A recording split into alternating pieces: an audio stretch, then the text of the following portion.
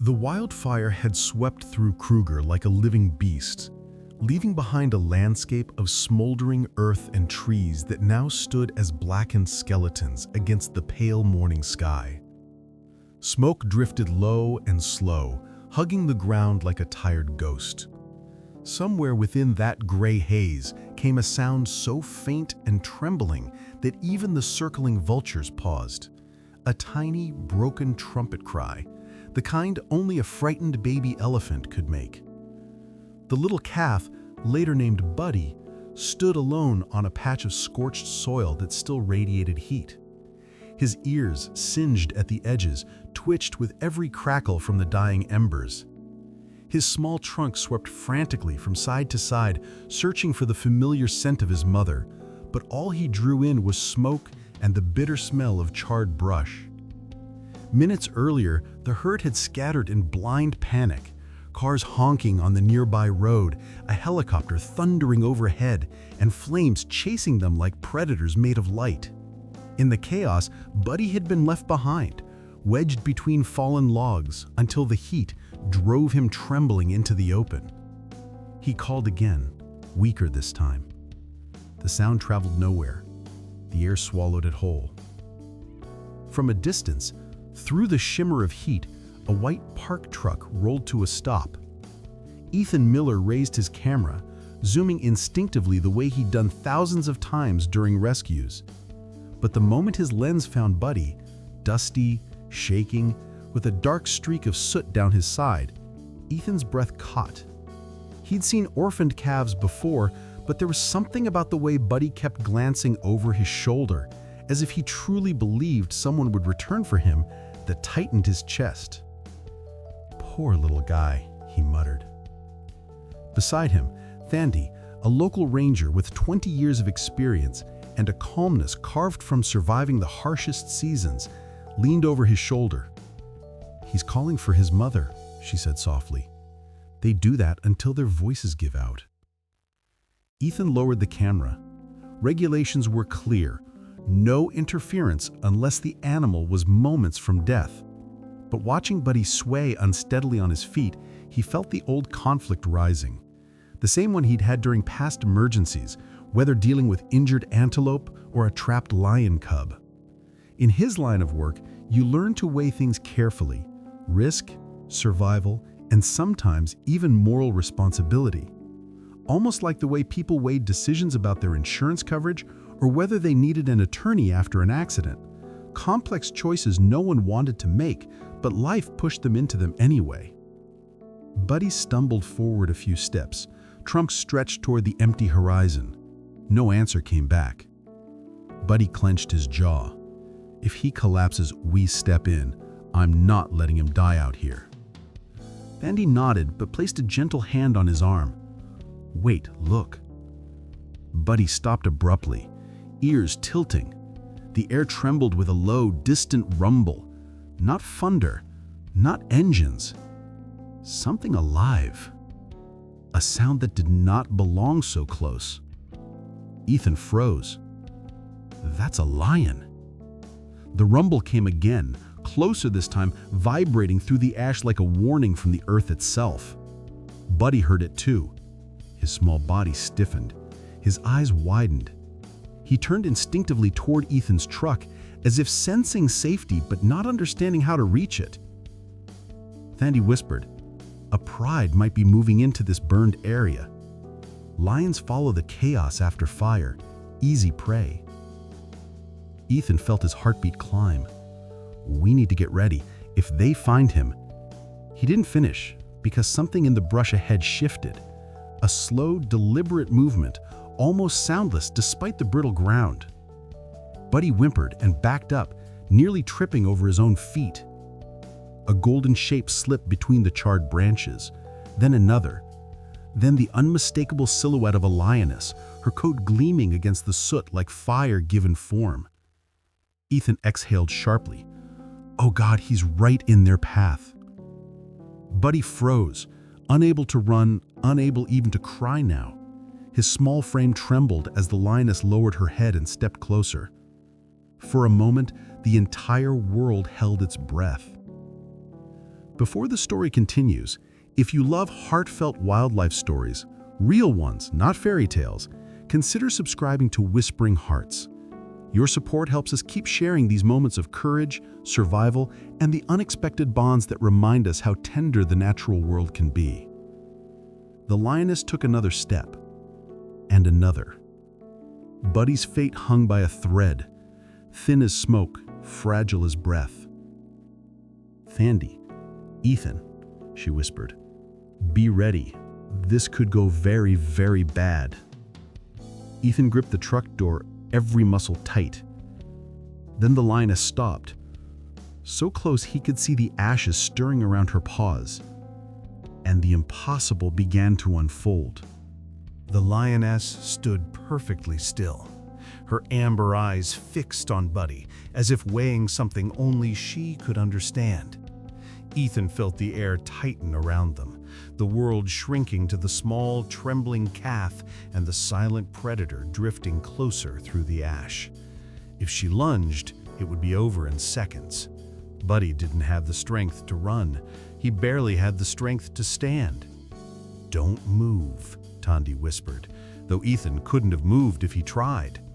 His fingers dug into the truck door, knuckles white. He'd seen many kills in the bush. Nature wasn't cruel, just indifferent.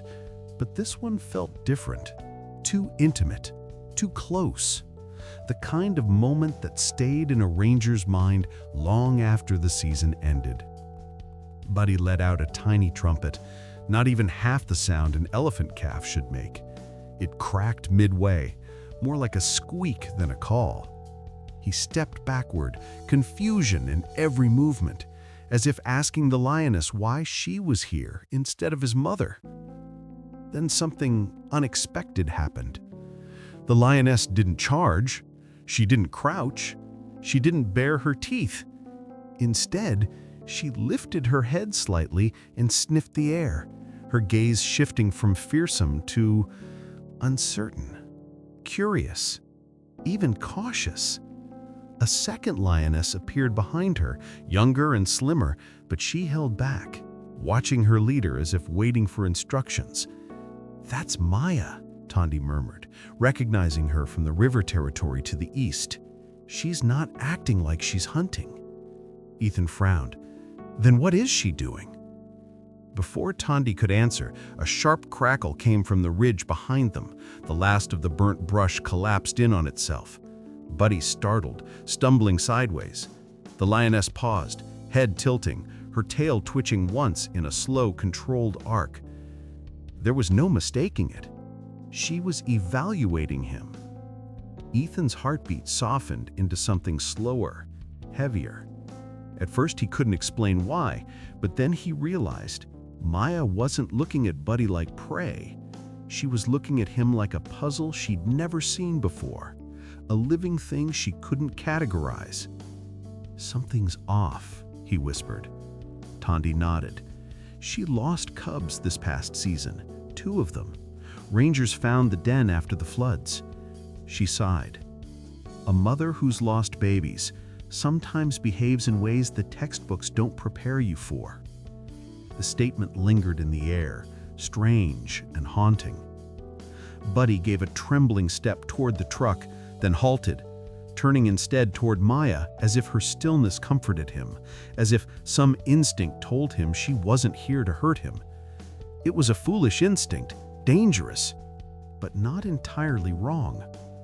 Maya lowered her head an inch, studying him more closely. Ethan exhaled. "Okay, this is unbelievable." "We should inform base," Thandie said, raising her radio. "They need to know the pride is in the burn zone." Just then, movement flashed at the edge of the clearing, a shadow slipping between the dead trunks. Ethan's breath hitched.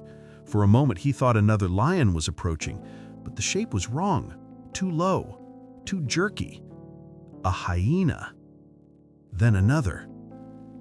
Then 3 more. They slunk through the smoke like scavengers from some old nightmare, drawn not by curiosity like Maya, but by hunger. Real, raw hunger. "Oh no," Tondi muttered, lowering the radio. "This is the worst timing possible."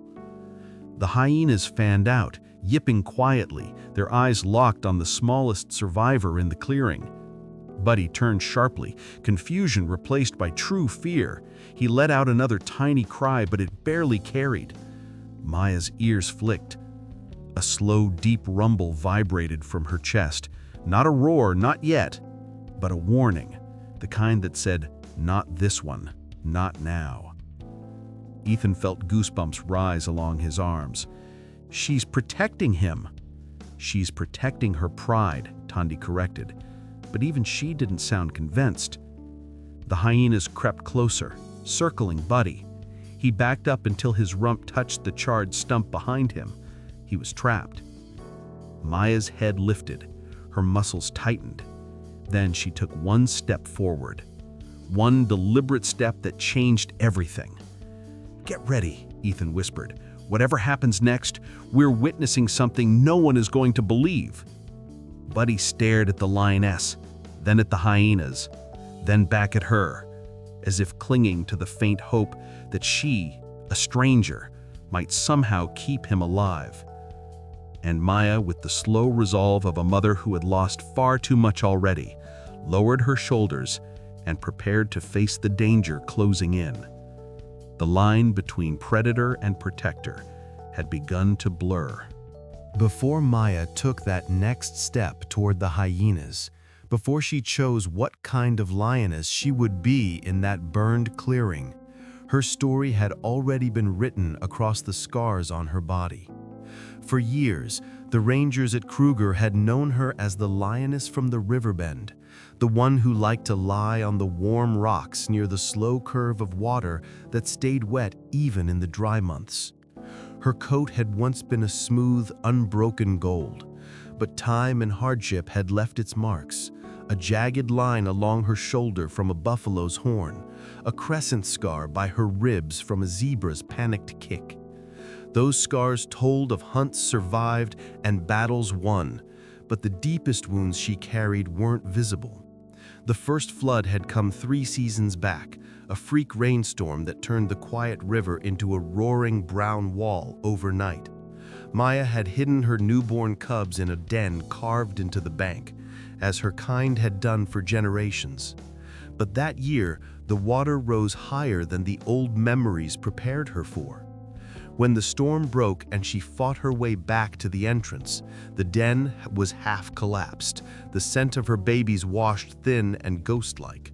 Only one tiny form had been left clinging to life. The others were simply gone. She saved the survivor, carried that little cub with a tenderness no camera could fully capture. But heartbreak wasn't finished with her yet. When a wandering male lion pushed into the territory months later, he looked at the cub with the cold eyes of a stranger. Male lions often kill young that are not their own, a brutal instinct that makes room for their bloodline. Despite Maya's best efforts, despite her snarls and lunges, he caught the cub at the edge of the clearing. The rangers who watched that day turned off their radios for a while afterward, each processing the scene in silence. It was after that season that the researchers began calling her the Mourning Mother in their reports. Dr. Olivia Carter had written her name beside that quiet title in neat handwriting, noting how Maya shared her kills more often than usual, how she hovered over the pride's younger members longer than other lionesses. A heart that had lost too much, they wrote, sometimes holds on too tightly. Now, in the gray light of the burn zone, that same heart watched a trembling elephant calf back into a blackened stump with nowhere left to go. Behind Maya, 2 smaller shapes lingered at the edge of the clearing. Her surviving cubs from the latest litter, Leo and Luna, peeked around a charred trunk. Leo was already lanky, all oversized paws and restless energy, forever pouncing on shadows and insects. Luna stayed closer to the ground, eyes always moving, always measuring. They had been dozing under a fallen tree when their mother scented the fire line and the lonely cry that floated out of it. Curious and trusting, they had followed her without question. Now they stared at Buddy with the open curiosity only young animals possess when they meet something new. He didn't look like food to them. He looked like a very strange playmate who'd rolled in the wrong color of mud. The hyenas didn't share their confusion. They edged closer to Buddy, emboldened by his size and weakness, their coarse coats bristling in anticipation. One of them gave a sharp, ugly laugh that echoed across the ash. Maya shifted her weight forward. From the truck, Ethan saw the change in her posture. "He's going to charge," he breathed.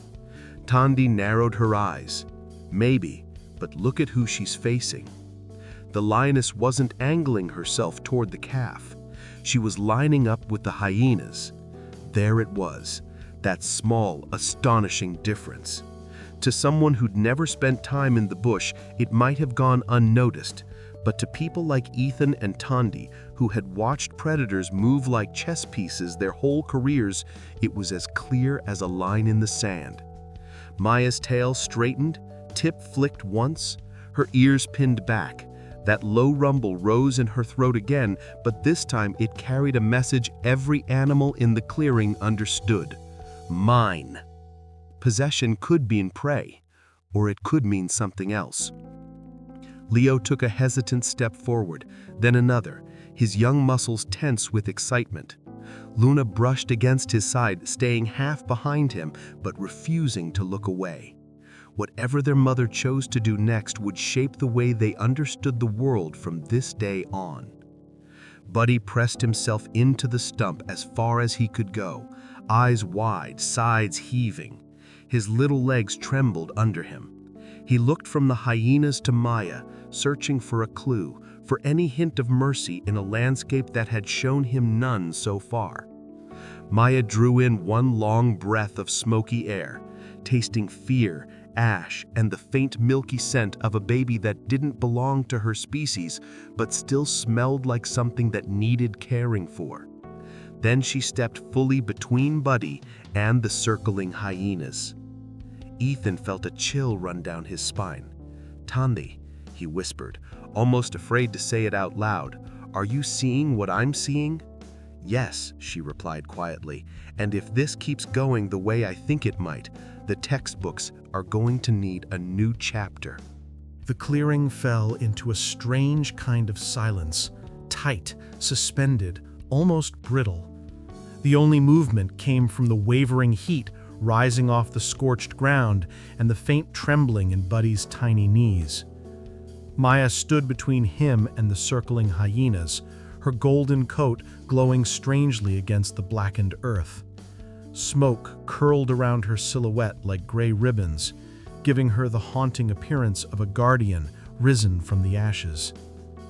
One of the hyenas crept closer, its head bobbing, its paws crunching lightly over burned leaves. It gave a low whooping call, a sound somewhere between a taunt and a warning. Buddy flinched so hard he nearly toppled sideways. His little trunk curled under him, trying to protect the softest part of his body. Maya's head snapped toward the hyena, lips lifting just enough to show a flash of white teeth. She didn't roar. She didn't need to. The rumble vibrating in her chest carried decades of instinct, authority, and something deeper, something older, something maternal. The lead hyena hesitated, its back legs stiffening as uncertainty spread through the pack like a ripple. "She's not doing this for the hunt," Thandi murmured from the truck window. "Look at her stance. That's not predatory. That's defensive." Ethan could only nod. He'd watched lions his entire adult life, documented behaviors most tourists never saw, but nothing about this moment felt familiar. Not the distance, not the tension, not the look in Maya's eyes. Buddy took a small, wobbling step backward, bumping again into the stump behind him. He had nowhere else to go. His breath came in tiny bursts, his ears twitching in panic. But when he dared to glance at the lioness now standing like a shield in front of him, something shifted, just a flicker, a hint of trust forming in the most unlikely place. The hyenas edged forward again, emboldened as a second wave of smoke drifted across the clearing. They fanned out, trying to flank Maya, hoping to drive her off by numbers alone. But as the trio moved in, Maya adjusted her weight, paws steady, muscles tightening in a slow, deliberate rhythm. Leo and Luna crept closer behind her, peeking around their mother with wide, fascinated eyes. To them, this wasn't just danger. It was their first real lesson in how their mother ruled her world. One of the hyenas darted in too quickly. Maya exploded. She lunged forward with a speed so sudden Ethan jerked backward in his seat. Her snarl ripped through the air, raw and thunderous, shaking ash from the nearest branches. She struck the ground in front of the hyena, claws raking the earth, sending a dark spray of dirt into its face. The animal yelped, tripping over itself as it scrambled away. Buddy squeaked, a frightened, high-pitched sound that cracked like dry wood. His legs nearly folded, but something about Maya's presence rooted him to the ground. He watched her, as if she were the only steady thing left in a world full of fire and fear. The second hyena tried circling behind her. Maya pivoted, blocking its approach before it could get close to the calf. The third thought it could slip in low, going for Buddy's exposed flank. But the younger lioness behind Maya suddenly darted forward, releasing a cub-like growl, startling it into retreat. Ethan blinked. That's protection," he whispered. "They're actually protecting him." "They are," Thondi said softly. "They just haven't admitted it yet." The hyenas regrouped, letting out a chorus of frustrated yips before slinking back into the smoke, melting into the blackened brush like they'd never been there at all. When the last pair of mottled hind legs disappeared, Maya let out a long, controlled exhale. The tension in her shoulders eased. She didn't look triumphant. She didn't look winded. She looked aware. Aware of the tiny creature now standing inches behind her, trembling, but alive. Buddy didn't move at first.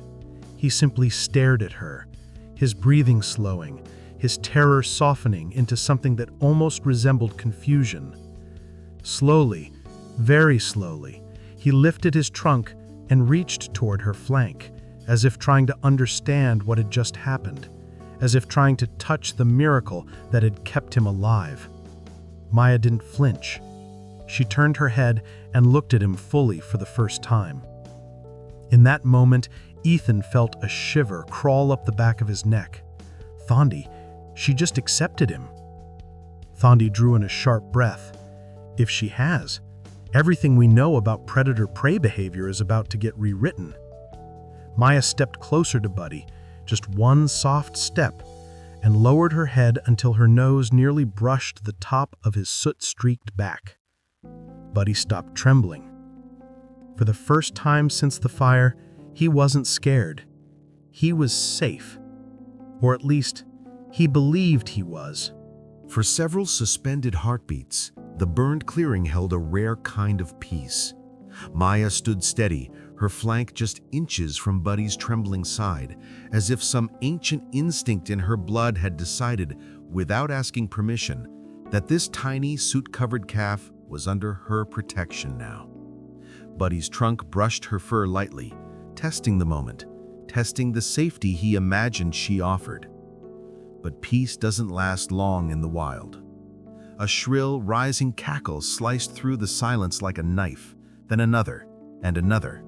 It came from the far side of the clearing, just beyond the veil of drifting smoke. Thondi stiffened. They're back, and there's more of them.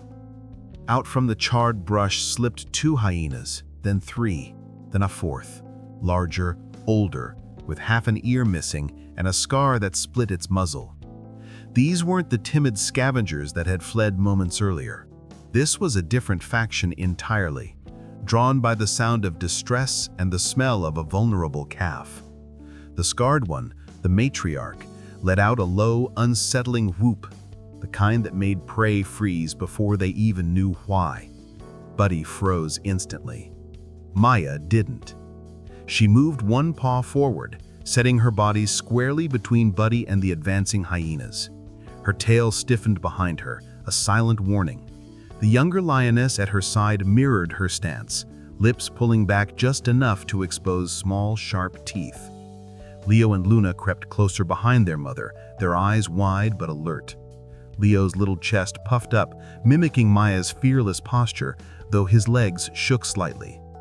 Luna pressed her body against his side, as if trying to anchor him and herself to courage. The matriarch hyena paced in a slow arc, eyes fixed on Buddy, as if she could already taste the victory. She wasn't afraid of Maya. She'd fought lions before. And in the chaos after the wildfire, territory lines blurred, rules shifted, and desperation drove choices no creature would dare make under normal skies. These hyenas aren't just scavenging, they're testing her, Ethan murmured. Belief decided he is. Thandi nodded grimly. And if Maya backs down, they'll tear that little one apart in seconds. The matriarch eased closer, shoulder rolling in a predatory rhythm. She snapped her jaws once, an ugly, deliberate sound. Buddy stumbled backward, startled, bumping into Maya's leg. That small contact, soft, desperate, trusting, ignited something in her. Maya's muscles bunched. With a sound that seemed to rise from the deepest part of her chest, she launched forward. Her roar shook the clearing, full, furious, and echoing off every charred trunk. The hyenas scattered in surprise, yelping, scrambling to regroup. But the matriarch spun back, refusing to yield, and lunged in a reckless burst of teeth and fury. Maya met her mid-charge. The impact was violent. Dust and ash exploded upward as the lioness slammed the hyena onto her side, pinning her with a heavy paw. The hyena snapped wildly, jaws clacking mere inches from Maya's throat. The younger lioness darted in to defend her leader, swiping at the hyena's exposed flank, forcing her to twist away. Buddy's eyes widened as the chaos exploded around him. His little body quivered, unsure whether to run or stay. But every time he tried to step back, his gaze found Maya, and something inside him rooted him to her, as if she had already become the center of his fragile world. More hyenas surged forward, circling Maya in a snarling, snapping half-ring. Leo let out a high, brave-sounding growl and pounced at a smaller hyena, startling it enough to break the formation. Luna followed, though she stayed low, her movements quick and cautious.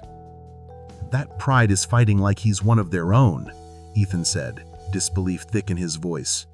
"Because she's already decided he is," Thandi replied softly.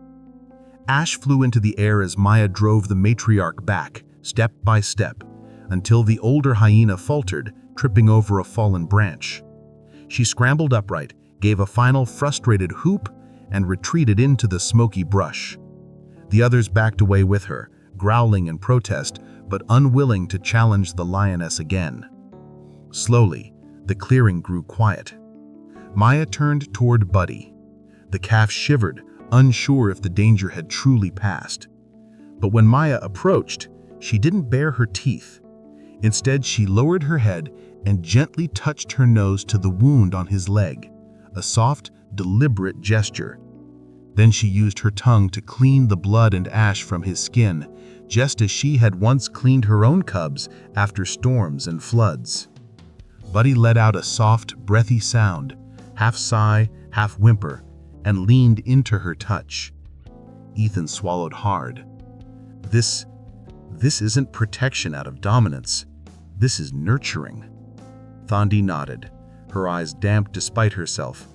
A mother recognizes a baby, no matter the species. Leo and Luna edged closer to Buddy, sniffing at him curiously. Instead of fear, Buddy only blinked at them, as if he somehow sensed that they were part of whatever miracle was unfolding.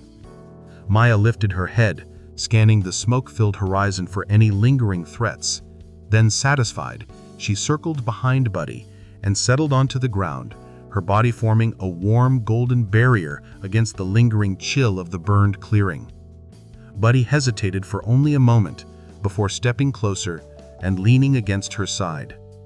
A lioness curled her tail protectively around a baby elephant, and the world, in that moment, felt as if it was holding its breath. The sun slid lower, turning the smoke hanging over the burn scar into a soft orange haze.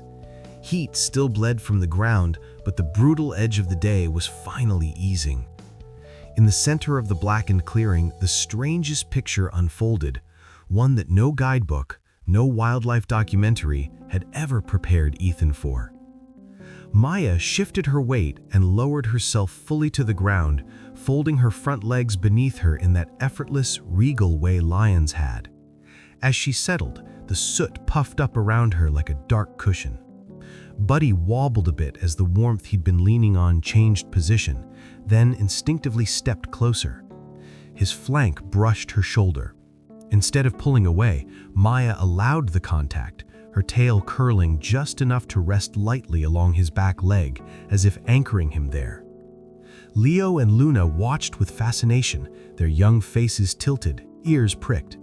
They had seen their mother behave like this only with lion cubs, never with something that towered over them on clumsy pillar-like legs.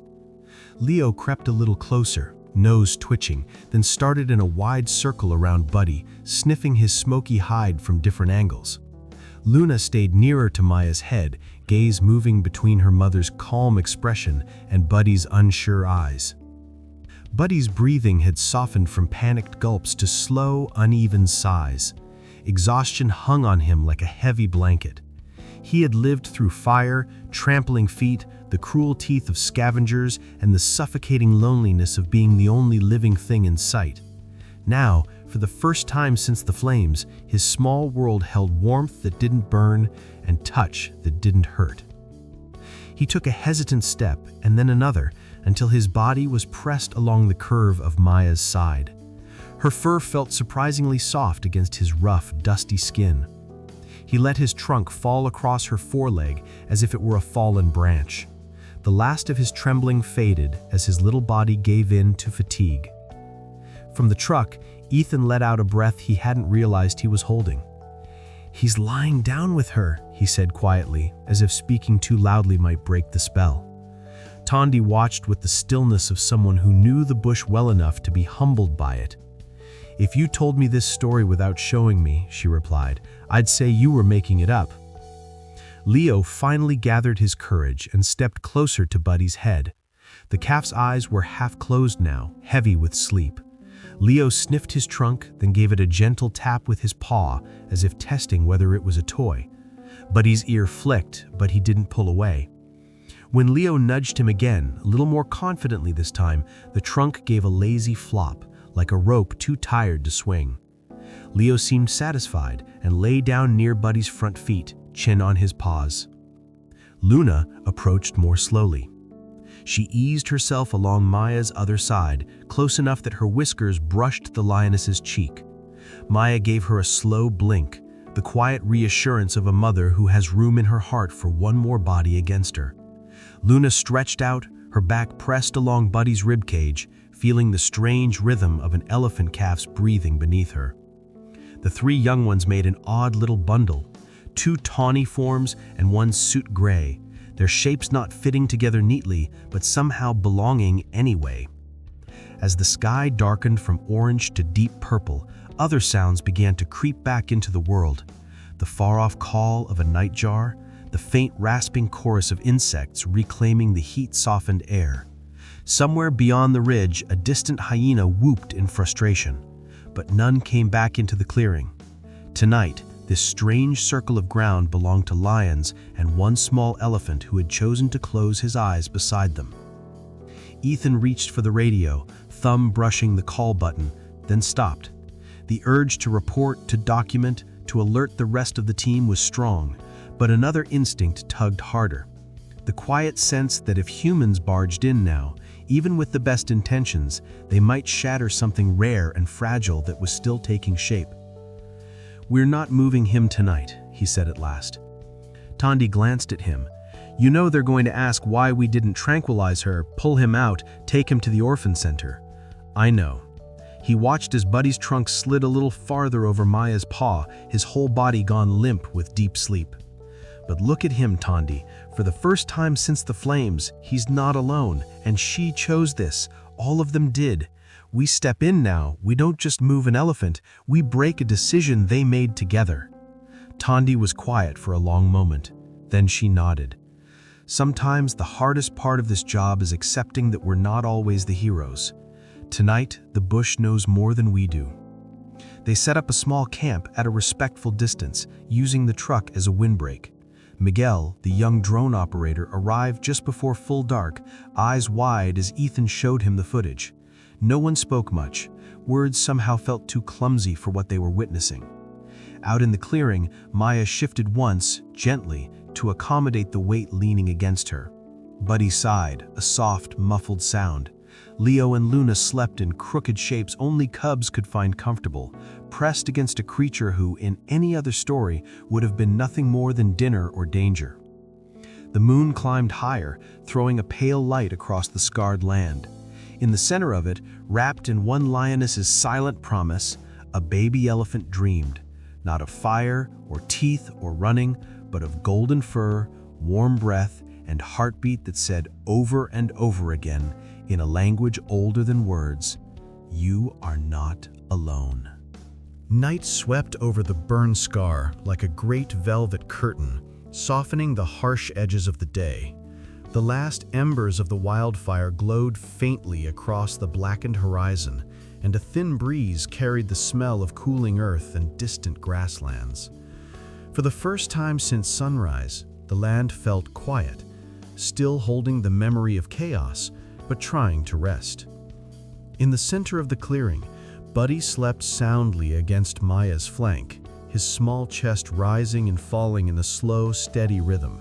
The terror that had once lived in every inch of his tiny body had faded into something gentler, almost peaceful.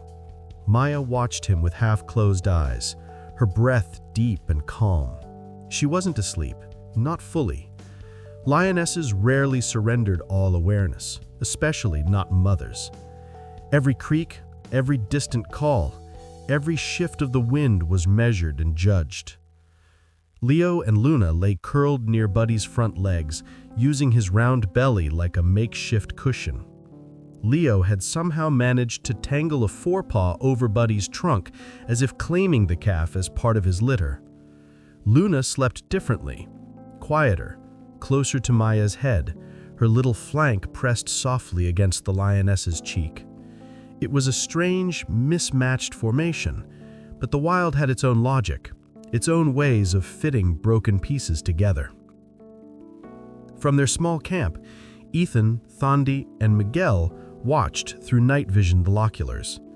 No one spoke for a long time. The scene felt holy in a way, untouched, delicate, something humans were allowed to witness but not interfere with. Finally, Miguel whispered, "If I didn't see it, I wouldn't believe it." "You and me both," Ethan replied. "I've worked rescues for 15 years and I've never seen anything like this, not even close." Thondi wrapped her jacket tighter around her. Maya didn't just protect him today, she claimed him. The way she curled her tail around him earlier, that wasn't instinct for prey, that was instinct for a cub. Ethan lowered his binoculars, which means tomorrow may look very different than tonight. The deeper the night grew, the more the sounds of the bush returned. Hyenas whooped in the far distance, their laughter echoing faintly but never drawing near. A herd of impala snorted nervously somewhere beyond the ridge. An owl hooted above, wings brushing the air as it passed over the clearing. Buddy stirred once, letting out a quiet trumpet, nothing more than a sleepy whistle. Maya lifted her head immediately, scanning the shadows with narrowed eyes. Only when she sensed no danger did she lower herself again, leaning closer so her warmth could steady him. It was the kind of moment that made even seasoned rangers forget to breathe. But it wasn't just the animals adjusting to this impossible new bond. Buddy, even in his half-dreaming state, was beginning to change too. At one point during the night, he shifted and bumped Leo's paw. Leo lifted his head, blinking, then yawned and, without hesitation, pressed his tiny forehead against Buddy's cheek. It was an unmistakable gesture of cub comfort, something lions learned early. Buddy didn't understand the meaning, not yet, but he understood the feeling. A soft rumble escaped him, something not quite an elephant sound, not quite anything known. It made Leo purr in response. Luna scooted closer, nudging Buddy's shoulder gently as though adjusting the pile of children for warmth. Maya watched them, her expression hard to interpret. Lion faces were not made for gentle emotions, but her breathing softened and her tail flicked once in a slow, content rhythm. It was impossible, Ethan thought, yet it was happening right in front of them. Hours passed. The moon reached its highest point and then began its slow descent. The air grew colder. The ash settled. Buddy's dreams deepened. Just before dawn, something shifted. Maya rose quietly, careful not to wake the three little bodies pressed against her. She stepped a few paces away, lifting her head toward the horizon. She sniffed the wind, muscles tense, as if checking the edges of this fragile new family's world. Maybe she sensed the weight of what tomorrow might bring, the pride's movements, the territory dangers, the herds that might return after the burn. Or maybe she simply understood something the humans had not yet grasped, that once this night ended, nothing in the Riverbend Pride's life would ever be the same. She turned back toward Buddy, lowered herself beside him again, and let out a quiet, low hum, almost a purr, meant to reassure, meant to say, "Sleep, you're safe." Buddy's ears twitched, his trunk curled, brushing her fur. As the first pale light crept across the blackened ground, painting everything in shades of silver and gold, an unspoken truth settled over the clearing. A lioness had found a baby. A baby had found a mother. And the world, bewildered and breathless, would never forget this night. Dawn slipped gently over Kruger, turning the blackened ground into a patchwork of soft grays and muted gold. A thin mist clung to the low spots, drifting like breath over the ashes. Birds began to test their voices again, a few hesitant calls at first, then more confident as the sky lightened. In the center of the clearing, Buddy woke to a world that felt very different from the one he had fallen asleep in. For a moment, he lay still, eyes half closed, feeling warmth pressed against him on three sides. One source of warmth was steady and broad, Maya's rib cage rising and falling beneath his shoulder. Another was a smaller, bony weight at his chest, Leo, sprawled with one paw draped over Buddy's trunk. The third was Luna, curled along his back like a snug, breathing blanket.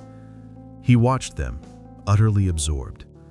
This, he decided in that simple, baby way, must be what a family does in the morning. You wake up together, you stretch together, you belong together. He pushed his front feet forward, trying to mimic the motion. His legs were thicker, heavier, not built for bending the way theirs were. He braced his round feet, tried to lift his back, and mostly just managed to tip his weight in an awkward hunch. His rear end stuck up a little, his shoulders barely moved, and his trunk swung wildly like a rope with no anchor, flailing as he fought to stay upright. From the truck, Ethan let out a quiet laugh. "Well, that's a new kind of yoga." Tandy smiled, lines crinkling at the corners of her eyes. "He's trying to be what they are." Leo turned to look at him, head cocked. The young lion took a step closer, sniffed Buddy's odd pose, then, as if approving of the effort, bumped his head lightly against Buddy's leg.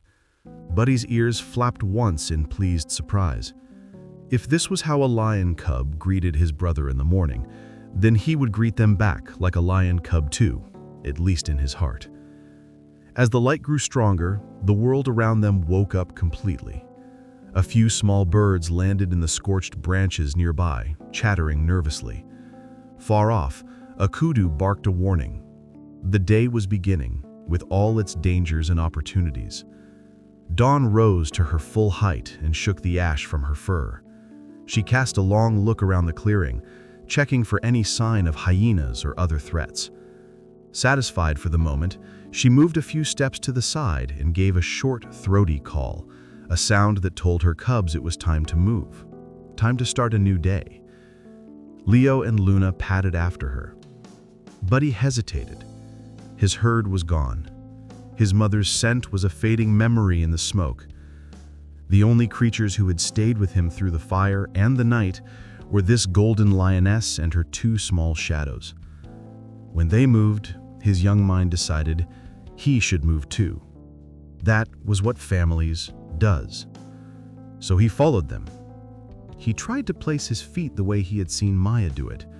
Careful, deliberate, quiet. Lions glided more than they walked, their paws soft and sure, designed for stealth. Buddy, bless him, did his best. He lifted each foot with exaggerated caution, set it down slowly, and winced at every soft, inevitable thud his round, padded soles made on the brittle ground.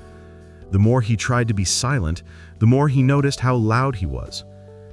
Leo glanced back, puzzled at the strange, tiptoeing elephant behind him.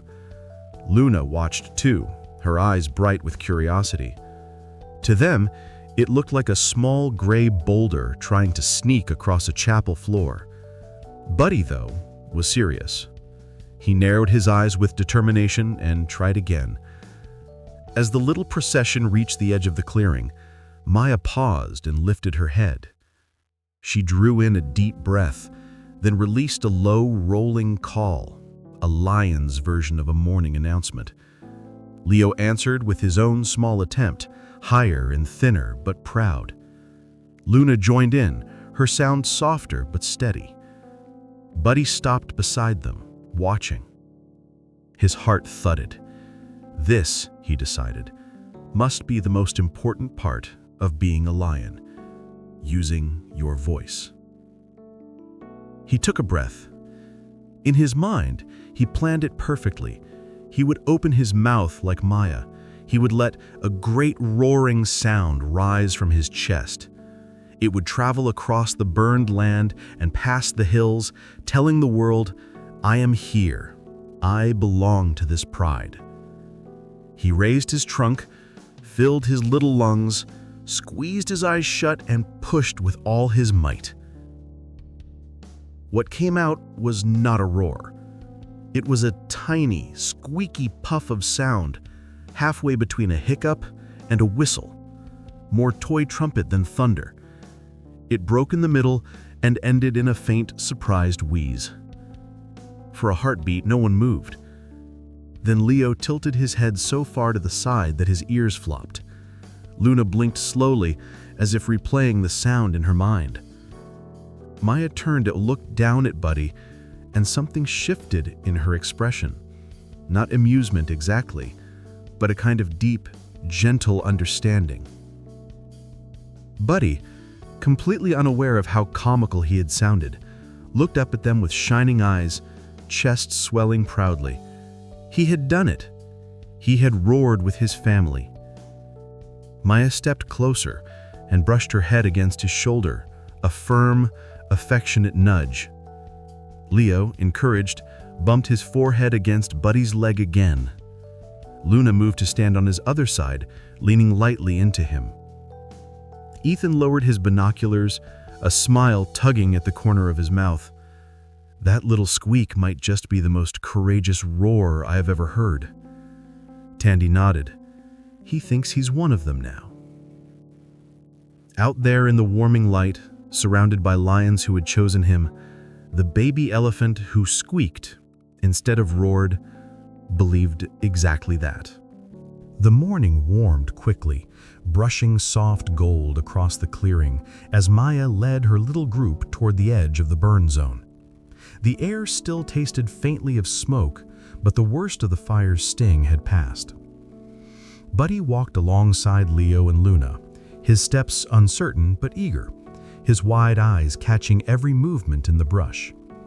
It was as if he'd decided overnight that whatever the lion cubs did, he should attempt too, whether or not his body was built for it.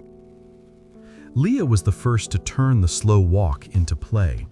He spotted a lizard scurrying across a fallen log and instantly dropped into a wiggling crouch, tail twitching. Luna copied him with perfect stealth, her belly flat to the earth. They inched forward with tiny, coordinated steps, true students of a hunt they wouldn't master for years. Buddy watched them intently. This looked important.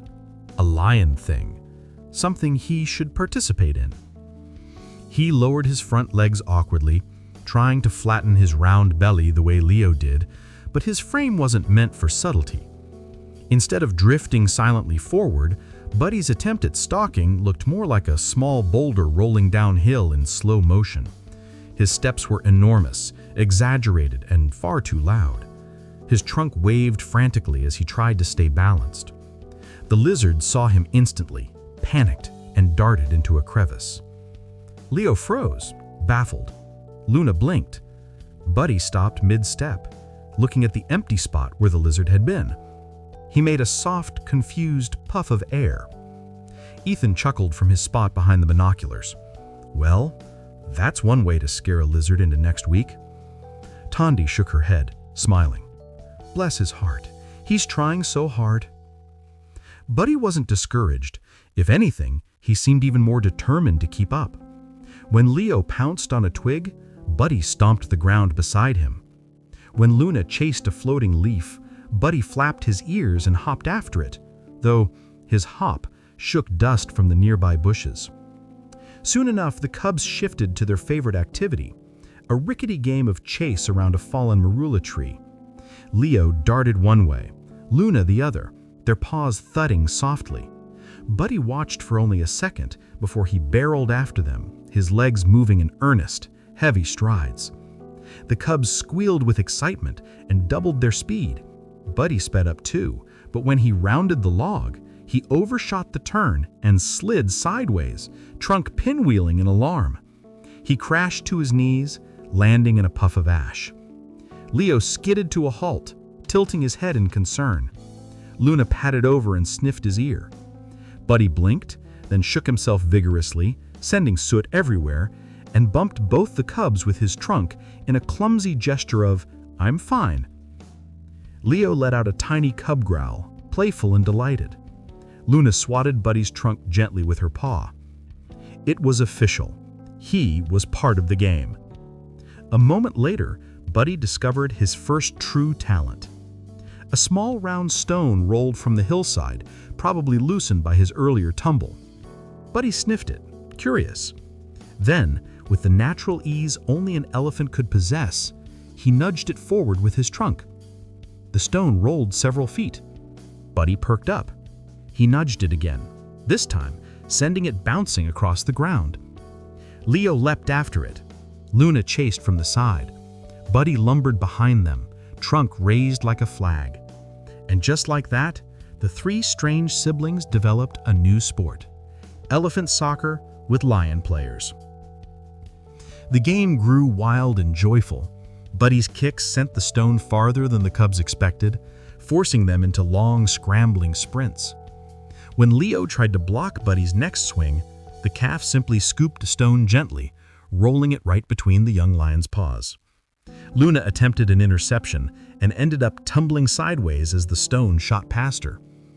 Miguel, adjusting the drone camera, let out a disbelieving laugh. "I swear, that elephant's got better ball control than my nephew in youth league." "If he keeps this up," Ethan said, "the soccer clubs around here might start scouting wildlife." But play can be exhausting, even for three young creatures full of mischief. After nearly 20 minutes of running, tripping, rolling, and squeaking, in Buddy's case, the stone finally settled under a patch of tall grass. Leo flopped down atop Buddy's front leg, as if claiming him as a pillow again. Luna curled against his side. Buddy, panting lightly, lowered himself carefully to the ground, trying to imitate Maya's fluid movement and failing in the most endearing way. He landed with a soft thump, but nestled immediately between the cubs, his trunk draped across Leo's back. Maya watched them from a few yards away. She didn't join the game. Lionesses rarely wasted energy on cub-level chaos, but her gaze never drifted far. Whenever Buddy tripped, her whiskers twitched. Whenever Leo wrestled a little too hard, she took a step forward. Whenever Luna got too close to the edge of the clearing, Maya called her back with a gentle grunt. From the truck, Ethan lowered his binoculars slowly. That's a family. That's exactly what it looks like. Tondi nodded.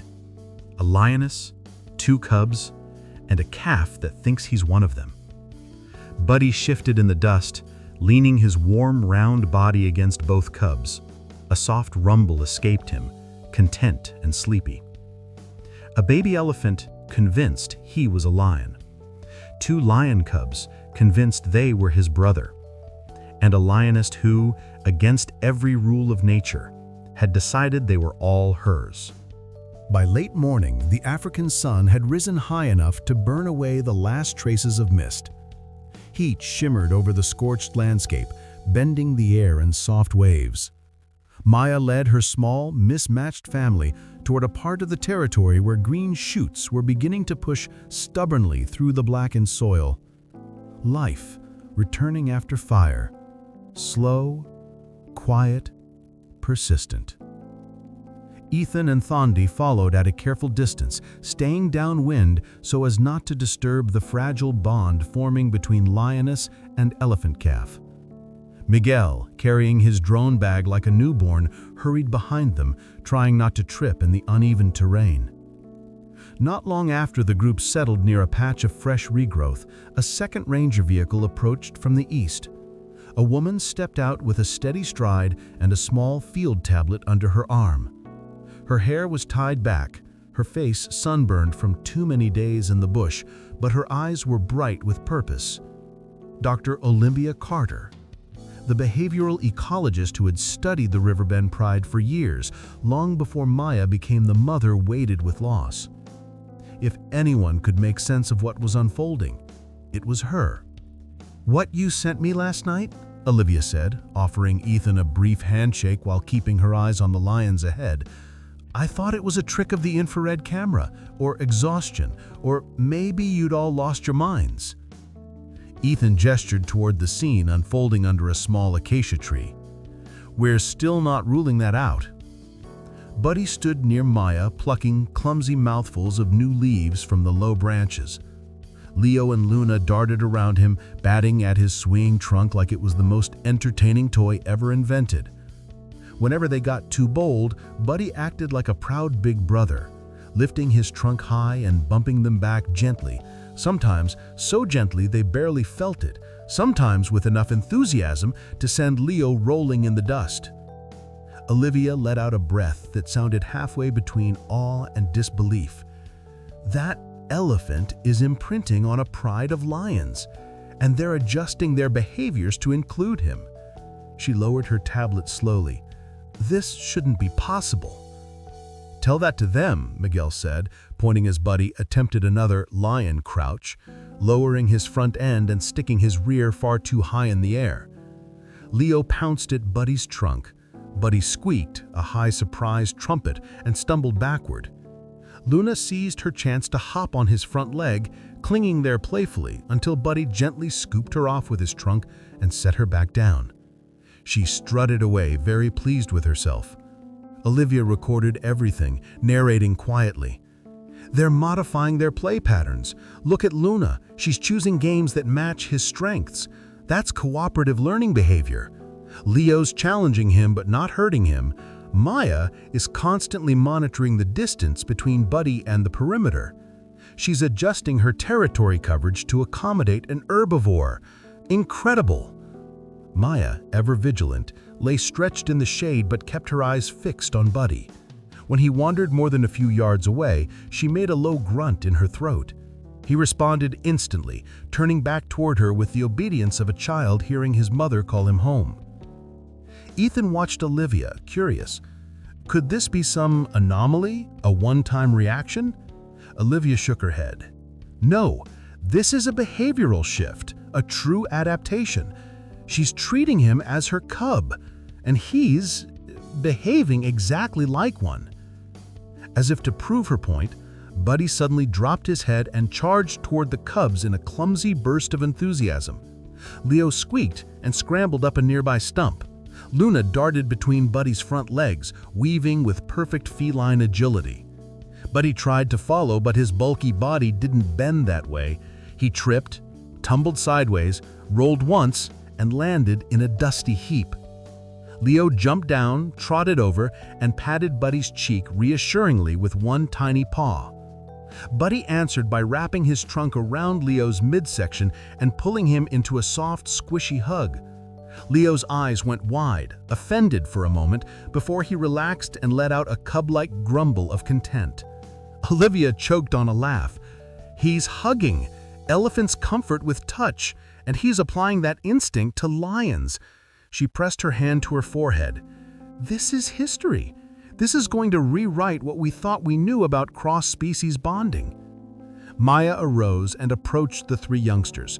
She brushed her head against Buddy's flank in a gesture of reassurance, then licked the dust from Leo's ear before settling back down.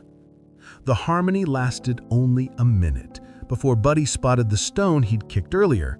His whole body perked up. He gave it a gentle tap with his trunk. Too gentle. It barely wobbled. He tapped again, stronger. The stone rolled several feet, bouncing across the dirt. Leo and Luna jumped up instantly. Game on. The stone skidded. Buddy barreled after it, trunk raised. Leo charged. Luna flanked. Dust erupted in little puffs as their mismatched paws and feet pounded the earth. To anyone else, it might have looked chaotic. To the four rangers watching, it looked like pure joy. Olivia lowered her tablet. Her voice was soft. This isn't just survival instinct.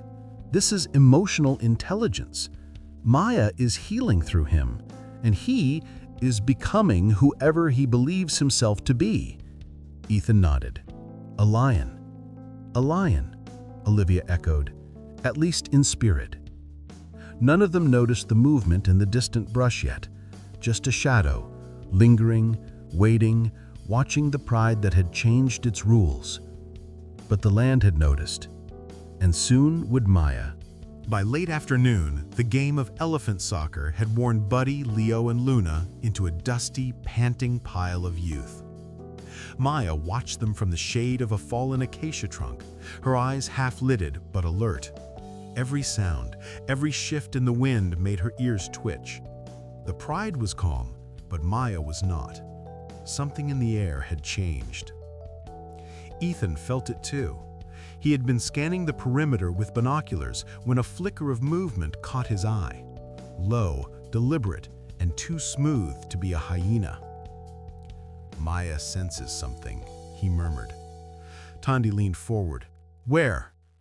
East Ridge, Ethan said, lowering the binoculars. About 100 yards. Something big. Miguel, already preparing the drone, froze when he heard the next sound, the unmistakable deep-chested grunt of a male lion claiming ground. Tandy swore under her breath. That's not one of Maya's males. No, it wasn't. The figure that emerged from the smoke was huge, shoulders rippling beneath a dark, ragged mane. A scar cut across his left eye like a pale lightning bolt. His body was lean, hardened from wandering, and his tail flicked with the cold confidence of a male who had nothing left to lose. Razor. A rogue male known to the Rangers for his aggressive takeovers. He'd been chased off from two prides, now he was hungry for territory, and for cubs that weren't his. Ethan's stomach dropped. Maya can't take him head on, not alone. But Maya already stood, her body stiffened, tail straight, eyes burning with a warning that any mother, lioness or human, would recognize instantly. The cubs sensed the tension. Leo pressed close to Luna. Buddy stared, trunk lifted, unsure of what this new presence meant. Razor's mane caught the light, giving him a fiery outline as he advanced with slow, predatory steps. We have to be ready to intervene. If she can't hold him—" "No," Tondi snapped. "If we shoot and spook him, he may turn on the cubs." Razor recovered instantly, snapping at Maya's neck. She twisted free, slashing his muzzle. Blood streaked across his cheek, but he barely reacted. He lunged again. Buddy froze. Luna cried out. Leo tried to stand tall, but his body trembled uncontrollably. Razor swiveled toward them, and in that split second, Maya wasn't close enough to block him. The rogue male lowered his head, muscles bunching for the kill. And Buddy did something no one expected. He stepped forward, not back, forward. He swung his trunk high, eyes wide with fear, but also with something new, something fierce. His little lungs expanded, pulling in every ounce of air they could hold. Then, a sound tore out of him. Not the tiny squeak he'd made while pretending to roar, not the frightened puff he gave when startled. This was a real trumpet, shrill, powerful, cutting through the clearing like a blade made of sound. It reverberated across the burned earth, through the tree line, and deep into the plains beyond. Razor jerked his head up, shocked. Leo and Luna stared in disbelief. Maya, hearing Buddy's cry, surged back toward him with renewed fury. But the most astonishing reaction came from far away, echoing trumpets calling back across the valley. Buddy's heard. They had heard him. Miguel's voice trembled. He called them. Razor glanced toward the distant trumpets, then back at the calf, who suddenly seemed much less helpless. Maya leapt in front of Buddy once more, snarling, prepared to fight to her last breath. And Buddy, heart racing, stood beside her, not like an elephant calf who'd lost his family, but like a lion cub defending his pride. The smoke held its breath. The next decision Razor made would change everything. Razor froze mid-stride, stunned by the piercing cry that erupted from Buddy's tiny lungs. It was not the soft, confused squeak of the calf who had tried to roar like a lion. It was something ancient, raw, something that did not belong to prey. It belonged to giants. It belonged to a species that, even as calves, carried the thunder of the savannah in their chests. The rogue male's eyes widened, ears pushing forward as the echo rolled across the clearing. Buddy stood rigid, tail stiff, trunk still raised in the air as if he couldn't believe the sound had come from him either. His legs trembled, but he didn't back away. In that moment, he wasn't thinking of running. He wasn't thinking of hiding. Instinct, deep, buried instinct had cracked open inside him. Somewhere in the distance, an answering trumpet boomed through the valley. Then another, and another. Fondi whispered. His herd heard him. They're coming. Razor growled, the deep, vibrating kind that came from a lion deciding whether to retreat or destroy anything in his path. His gaze flicked toward the horizon, then snapped back to the defiant little shape in front of him. Buddy stood a trembling step closer to Leo and Luna, placing himself between the cubs and the danger towering over them. It was clumsy, shaky, and brave. Ethan swallowed hard. He's protecting them. He's actually protecting them. Maya saw it too, and something in that small, uncertain act of courage ignited her. She darted past Buddy in a blur of gold and fury, slamming her full weight into Razor's side before he could lunge again. The rogue male staggered, but didn't fall. He wheeled around with a snarl that rattled the ground. This time, Maya didn't retreat. She stood tall, tail straight, shoulders square, every inch the queen of this burned, battered patch of land. Behind her, Buddy trembled violently, but he didn't step back. Leo and Luna huddled close to him, tiny bodies pressed against his legs. Razor bared his massive fangs. And then, he charged. The world exploded into motion. Maya leapt to meet him, claws outstretched. The impact shook the ground. Dust billowed. Their bodies crashed together, twisting, snarling, kicking up ash like violent storm clouds. Buddy let out another trumpet, shorter but stronger, and lunged forward with all his tiny weight. It wasn't elegant. It wasn't precise. But it was enough. He barreled into Razor's hind leg not as a predator, not as a fighter, but as a young elephant who had discovered courage at the exact moment he needed it. Razor staggered, thrown off balance for a crucial second. Maya seized the opening. She raked her claws across his muzzle, tearing deep into his already scarred face. Razor roared in pain and fury, retreating just far enough for Maya to place herself between him and the young ones again. The rogue male shook his head violently, spattering blood. He looked at Buddy, the odd, ash-covered creature who should have been nothing more than prey. Then at Maya. Then toward the horizon where the answering trumpets drew closer by the minute. Lions feared little, but even Razor knew better than to face an angry elephant matriarch, especially one coming for her missing calf. With a final snarl, he backed away, ears flattened, tail lashing in frustration. He turned and vanished into the smoke, his heavy footfalls fading into the distance. Silence reclaimed the clearing. Then the ground began to vibrate. Not from lions, not from hyenas, from elephants. Big ones. Buddy turned toward the sound instinctively, his ears spread wide, trembling. He stepped forward, then back, torn between two worlds, his lion family behind him, his elephant family thundering toward him. The first silhouette appeared through the haze. A massive elephant cow, her ears frayed with age, her tusks long and curved. Behind her, younger elephants followed, trunks raised as they called as they ran. But the cow in front, the one moving faster than the rest, had a scar on her left ear burned at the edge from the wildfire. Buddy froze. That was Ellie, his mother. Her trumpet call ripped through the air, filled with relief, longing, and undeniable recognition. Buddy's entire body jolted as the sound hit him. He let out a soft, trembling trumpet in return, nothing like the defiant cry he had made moments ago. This one was pure emotion, pure need. He took a step toward her, and then another. But halfway across the clearing, he stopped. He looked back at Maya, her chest heaving from the fight, her golden body still positioned protectively between the cubs and the fading danger. At Leo and Luna, who stood pressed together, watching him with wide eyes, their tails flicking uncertainly.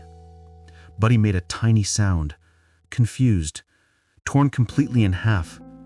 His trunk reached toward Maya, then toward his mother, then back again. Ethan whispered, He thinks he belongs to both. Thandi nodded. And in his mind, he does? Ellie trumpeted again, louder now, bursting with maternal urgency. Buddy trembled, feet shifting, torn by forces too big for a calf to understand. The whole clearing seemed to hold its breath. One family had raised him in courage. The other had birthed him into the world. And Buddy, little, brave, confused Buddy, stood between them, heart split open in the most remarkable moment of his young life. What he chose next would change every life watching him. Buddy stood trembling in the clearing, torn between the world he came from and the world that had saved him. Ellie called again, deep, resonant, overflowing with the aching worry only a mother could carry for so many sleepless nights. Her trunk lifted high, scenting the air, searching for the child she had lost to fire and chaos. The herd murmured behind her, shifting anxiously, waiting for him to return. But Buddy didn't run to them, not immediately. He turned first to Maya. She watched him silently, her body still tense from the fight, her breath ragged. The ash along her fur made her look older, wearier, but her eyes were steady, warm, full of the fierce love she had given him from the moment she decided he was not a threat, not prey, but a child in need. Buddy stepped toward her, touching her cheek with his trunk, soft, grateful, uncertain. Maya leaned her head into him. It wasn't the gesture of a lioness to a cub. It wasn't the gesture of a predator to prey. It was something entirely different, born from the impossible bond they'd forged in days carved from smoke and fear. Leo and Luna approached next. They pressed their small bodies against Buddy's legs, mewling softly. Luna swatted gently at his trunk, as if telling him not to forget her. Leo butted his forehead against Buddy's chest, something between a goodbye and a plea. Buddy trumpeted quietly, a shaky, tender note. Then Ellie cried out again, louder, the note trembling at the edges. Her massive body shook with the force of it. She had found him after all this time, through fire, distance, and silence, and now she stood just yards away, desperate to gather him into her shadow again. Buddy turned toward her. His steps were slow, almost reluctant. Halfway across the clearing, he paused one last time and looked back at Maya. She didn't move forward or backward. She simply stood tall, eyes filled with a kind of acceptance that came from a mother who understood love wasn't possession, it was release. Ethan whispered, "She knows this is best for him." Tandia wiped her cheek. "She's letting him go." Buddy walked the final distance. Ellie met him with a trumpet call that shook the air, drowning the landscape in raw joy. She wrapped her trunk around him, touching every part of his body, his ears, his head, his back, checking him the way mothers check newborns, as if confirming he hadn't vanished again. Buddy leaned into her with a soft rumble, a sound so full of relief that the rangers felt it all the way to their bones. The herd surrounded them slowly. Young elephants sniffed him excitedly. Older ones brushed dust from his back. They welcomed him without question. He belonged in that circle, but he kept glancing back. Maya sat in the distance now. Leo and Luna pressed close to her sides. They watched him without calling out, without moving. They were lions, proud, dignified, and heartbreakingly patient. Buddy lifted his trunk, wavering for a second. Then he let out a sound no elephant calf should have ever learned. A tiny, squeaky, earnest imitation of a lion cub's roar. It wasn't loud, it wasn't fierce, but it was filled with love. Leo answered with a tiny roar of his own, tail quivering. Luna added a soft mewl. Maya bowed her head, accepting his farewell with the quiet dignity of a queen. Ethan swallowed hard. He's saying goodbye in their language. He's saying, Tandy whispered, that he'll always be part of them. Ellie nudged Buddy gently, guiding him back toward the herd. He went, but he looked back again and again until Maya and the cubs disappeared behind the brush. As the elephant herd moved on, Ethan and Tandy followed at a distance, documenting the extraordinary moment. Miguel flew the drone high, capturing Buddy walking beside Ellie, small compared to the adults, but carrying himself with an unmistakable confidence he hadn't possessed before. Olivia said quietly, "He'll be all right. He learned courage from lions." "And family from both," Ethan added. Weeks passed. Buddy flourished among his kind, learning how to forage, how to follow the matriarch's lead, how to read the deep communication of rumbles through the earth. The herd tolerated it with patient amusement. And in miles away, Maya's small pride would sometimes pause during their morning patrols. Leo would lift his head, listening. Luna would twitch her tail. Maya would grow still, as if they heard something familiar calling across the plains. During seasonal shifts, their paths crossed again, never close enough for danger, always close enough for recognition. Buddy would trumpet softly. Maya would chuff in return. Leo and Luna would flick their tails like they were seeing an old friend. They understood. Once, in a rare moment when the distances aligned perfectly, Buddy attempted a roar again, still squeaky, still earnest. Leo answered loud and proud, thrilled beyond measure. Buddy lifted his trunk high, delighted. The Rangers recorded the reunion, labeling it with the phrase that echoed across research papers, documentaries, and hearts. 2 families, 1 bond. Buddy grew into a magnificent bull in the years that followed, strong, wise, gentle. But the lessons he carried were stitched together from both sides of his extraordinary childhood. Strength from the herd, courage from the pride, love from all of them.